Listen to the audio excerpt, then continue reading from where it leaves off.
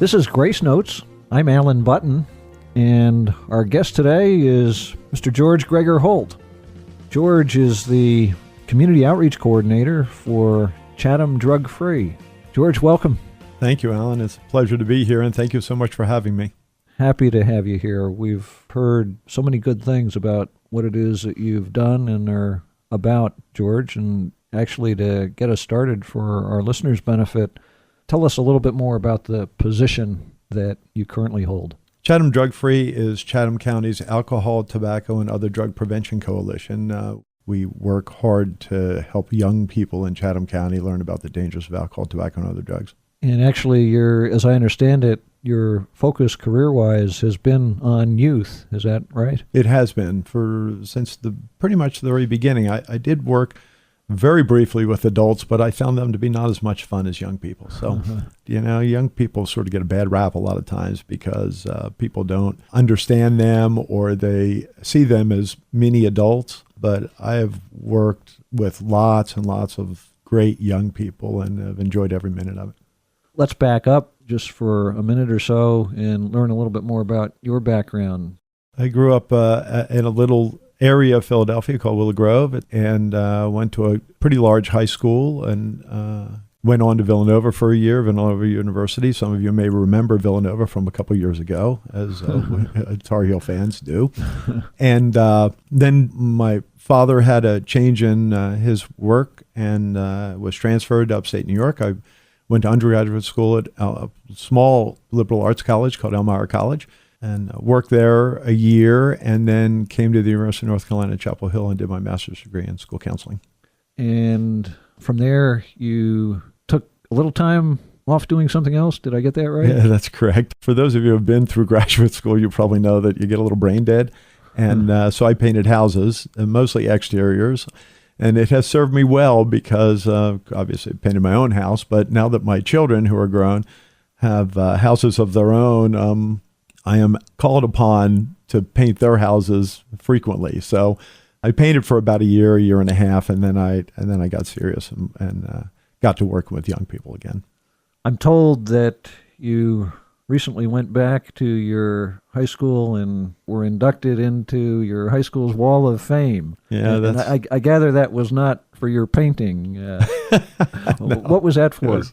It was a total surprise to me. And out of the blue, I got a phone call from a very nice person from the Alumni Association. And they pick alumni to put on their Wall of Fame. And so I was nominated and went up to Philadelphia to receive my award. And it was a treat. Several people have asked me why I got this award. Honestly, I'm not quite sure. Other than it may have been some of the things I've done in the community over the years. Somehow word has gotten out about what it is that you've done in the many years since you graduated from high school. It was very kind of them to honor me that way, and I am indebted to them and everybody else who's I've worked with along the way. I mean, it's the people that surround you that make you who you are, and I have been fortunate over the years to be surrounded by many, many great people. Well, in certain respects, I suppose your return to your high school brings you full circle in terms of starting out as that young adolescent yourself and then spending years and years working with other young adolescents. Yeah, when I was growing up, my parents always stressed the importance of service to others. And my brother and I would go around the neighborhood and we would help people when we could, and we would cut their grass and shovel their driveway when it snowed. And from that, I learned that it's important to help people when you can. Help people that are less able-bodied or less fortunate than we were. And we by no means had a lot of money, but consider ourselves very fortunate. I'd like to come back to that in a couple of minutes, George. Before we do that, tell us why you've selected this first song, Sam Stone. I'm of the Vietnam era, and that song was a very important song to a lot of people. It was a song that came out by John Prine that really spoke to the tragedy of a lot of returning vets. And in retrospect, it may have been one of the reasons why I was attracted to alcohol, tobacco, and other drug treatment, because it seemed like such a waste of an important life that could have been prevented had the resources been available.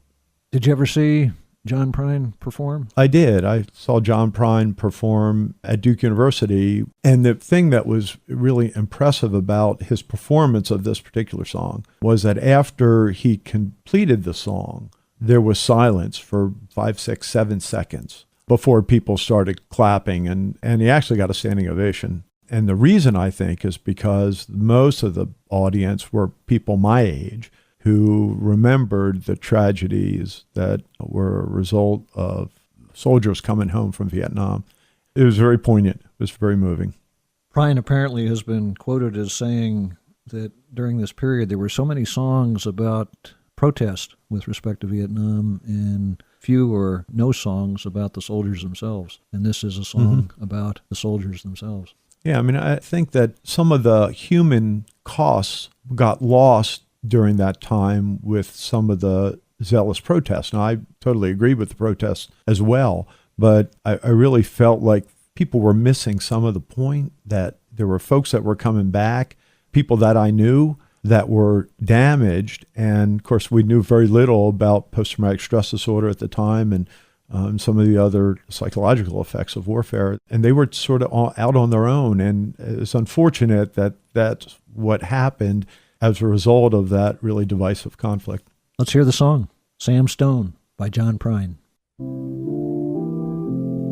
Sam Stone came home to his wife and family after serving in the conflict. Sweet songs never last too long on broken radios.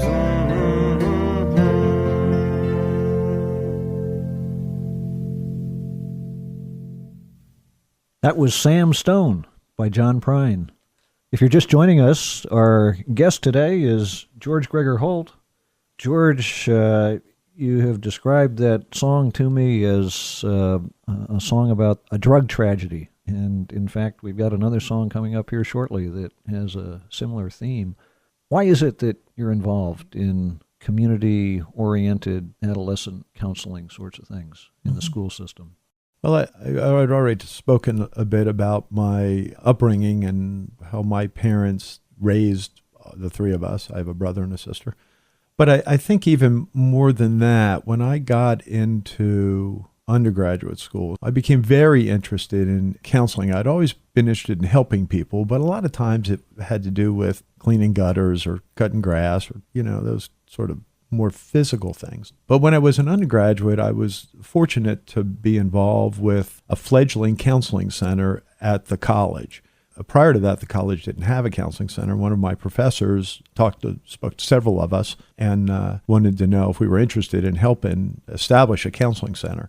And amazingly, for a small undergraduate college, we got tremendous experience in actually helping students through some difficulties, with supervision, of course, but it was tremendous experience. And it sort of bit me. I got to where I thought I could actually do some good for some folks. And my undergraduate degree was in psychology, but there was lots of different kinds of psychology. And so the counseling part really interested me. And then when I applied to graduate school, that's really what I wanted to do. And I'd always wanted to work with young people, teenagers especially. It took me on the path to get my master's degree in school counseling, and then I did my internship at a middle school and really enjoyed middle school students. I know for those of your listeners who are involved with middle schoolers, either as parents or as in a profession, yeah, that's a hard thing to hear somebody say, but it doesn't come much more challenging than that. No, I really like the middle school, and I like high schoolers, and I still spend some time with high school students, even in my retirement. So I learn a lot from them, and maybe along the road, maybe help one or two of them. You mentioned retirement. However, you currently serve as the community outreach coordinator for Chatham Drug Free. So you're hardly retired. I probably should be more accurately say that I'm semi-retired, but I do some work with Chatham Drug Free, but I also am involved in several other organizations, boards, task forces in Chatham County that many of which I had done when I would work for the school district, and some new ones. You were telling me before we came in the studio a little bit about how you got connected with a number of these boards, a number of these organizations, and so on. And I gather it grows out of a philosophy of connecting with the community in order to help the students. When I first started working for a school district, I realized that whatever happened in the community also happened in the school. And if we wanted to have an effect on our students, to get them to the point where they were ready and willing to learn, that we needed to address a lot of the issues that were going on in the community. And it became apparent to me very quickly that we just don't have the resources in a school district to be able to approach all that. So I got involved with as many community organizations that were involved in those kinds of things as I could. And I did it for a couple of reasons. One is I thought that the school district needed a voice and needed to lend support to those nonprofits that were working with young people who were having difficulty. But also, I knew that if we could address some of the issues in the community, that we would be less likely to see those same issues in the school. And that would make everybody's job a whole lot easier and would help young people get to the place where they needed to be, and that's graduate from high school. So it seemed totally logical to me that we, the school district, would start to work more closely with people in the community, with these agencies and organizations, the nonprofits in the community that all had the same goal. And they're all our kids. They all belong to us, and we need to take responsibility for them. That sounds like more of a prevention focus than a treatment focus. It is. And I started my career in treatment. And then I realized that treatment is great for one person. But if you look at prevention, especially what they call primary prevention or universal prevention, where you're inoculating a whole group of people, that we would go further in being able to reduce the problems that young people face. And so my focus shifted from treatment, which is pretty much individual, maybe small group oriented, to prevention, which is population oriented. And that's what we do with Chatham Drug Free, is we work primarily to help provide programs or interventions or strategies that help change the community. And that's very exciting. How does this second song that you've identified fit into all that? Needle and the Damage Done. Needle and the Damage Done, very similar to Sam Stone. It's a little more broad. There's less of an identified person or victim, but it takes a larger swath. I think it speaks to the responsibility we all have to help people who are in need. Let's hear the song. Needle and the Damage Done by Neil Young.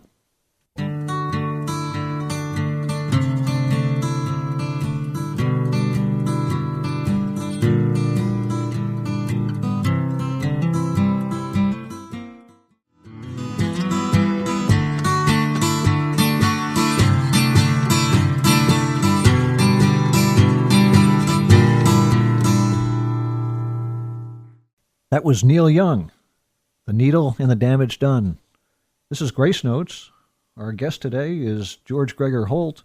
And George, about that song, you described it as another song that describes a drug tragedy. It makes me wonder, when you talk about prevention, what it is that you do day to day to encourage or to facilitate prevention.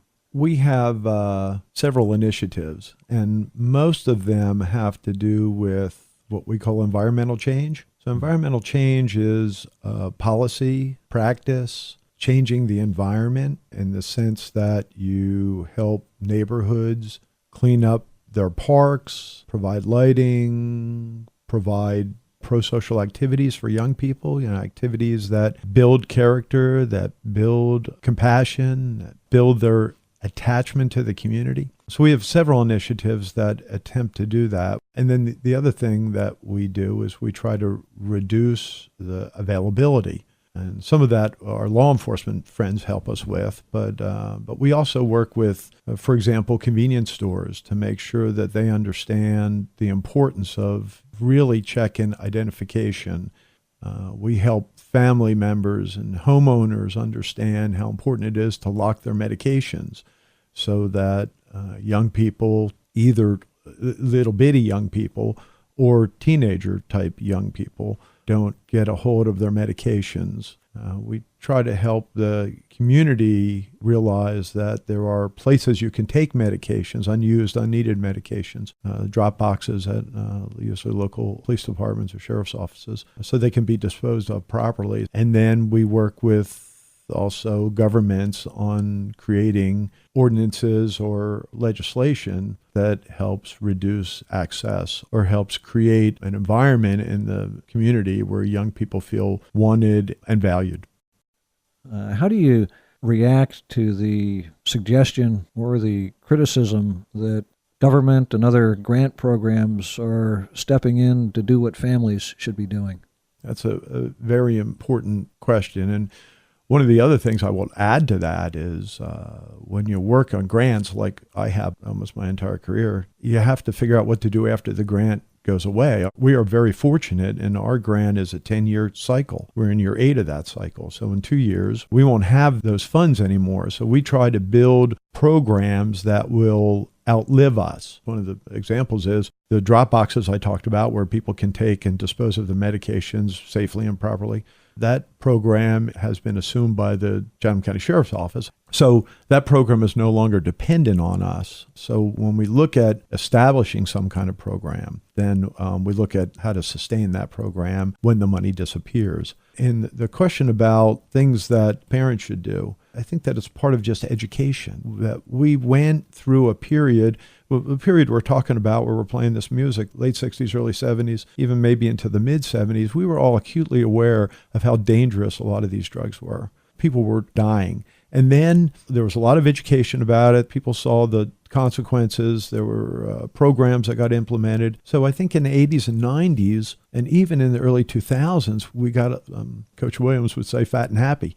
Our drug use was down. Deaths were down. There were other issues that cropped up, HIV/AIDS, for example, that needed attention. And we sort of lost track of what was going on in the drug world. And I tell young people all the time, drug dealing is a business. It is created to make money. And drug dealers don't care about the end user because there's always somebody else to take that person's place if he or she passes. So we sort of lost track of what was going on. In the meantime, drug dealers were finding ways to make as crass as this sounds, a better product. They were genetically engineering marijuana so that the THC content skyrocketed.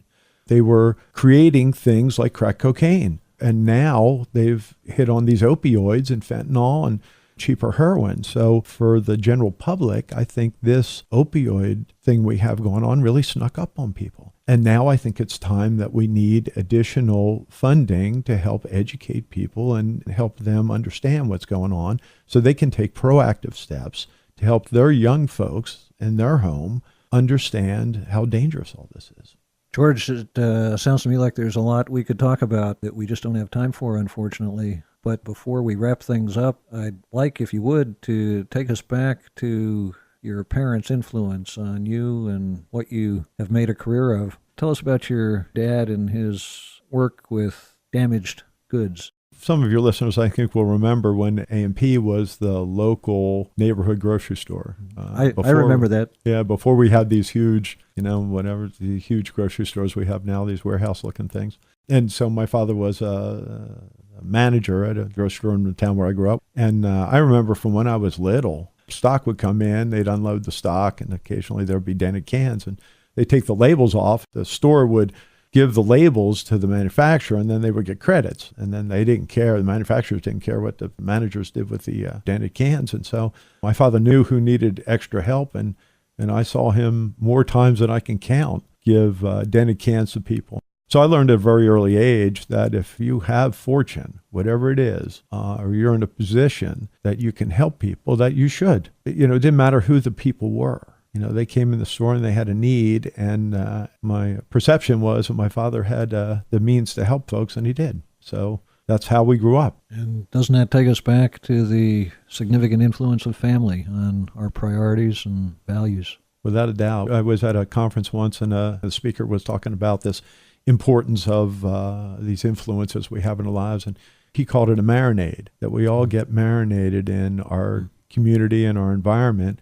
And that marinade is what forms our opinions and what's formed our persona and what formed our spirit as we get older. And And that's sort of what we're trying to do with all of our young people, is we're trying to create a marinade so that they grow up to be healthy, happy, and productive folks. If our listeners want more information or would like to contact someone either out of an interest in seeing someone else helped or maybe volunteering themselves, do you have any recommendations on where they might go or whom they might speak to? Sure. They could always call me, and 919-545-5333. Call me anytime. We also have a website, chathamdrugfree.org. And on that website, there is a drop-down menu that has parent resources, and there are a ton of resources there. Tell us about this final song, Seagull. Well, the last song I picked, Seagull, was a song by Bad Company. And even though some of the lyrics are a little discouraging, I always felt it was sort of an uplifting song. It talks a little bit about seeing what's to come. And I was always interested and involved in environmental activities. It always made me think about things to come and then being proactive in being able to address them. George, it's been a privilege to have you here. Thank you. Your work and your perspective are an inspiration and a challenge, and I commend you for it. Well, it's been a real treat for me. Thank you very much. Let's go out with the song, Seagull by Bad Company.